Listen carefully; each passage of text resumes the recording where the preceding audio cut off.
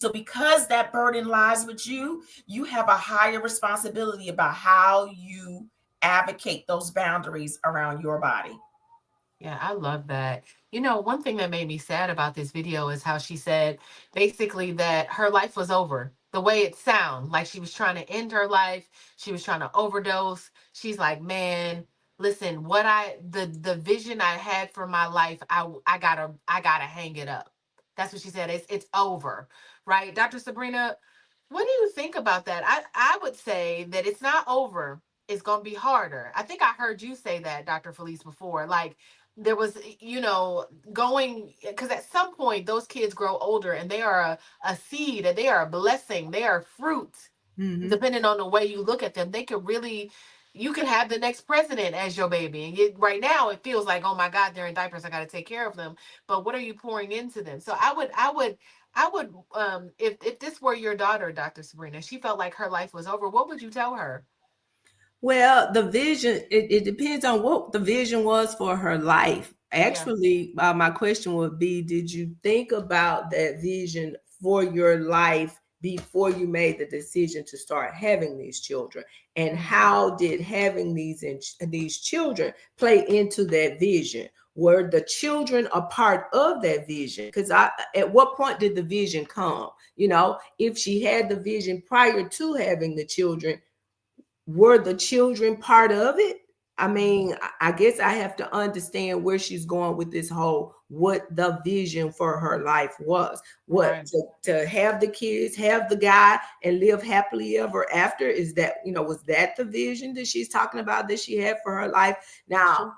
that may change, that may have changed.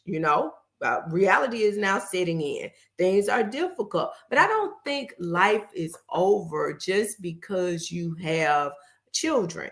Yes, it may be a struggle. Yes, you may have to, do some things that you did not see yourself doing. Yes, things may be different. And the reason why I can sit here and say that is I've seen too many people do it. I've seen too many people do it. But again, it is important when you find yourselves in that situation, you have to have help. You have to have a village around you. I know there are people that think, well, I saw my mom and my dad do it, or I saw my sister and my brother-in-law do it, or whatever, and they didn't seem like they had any help. They just did it. Trust me, they had some help.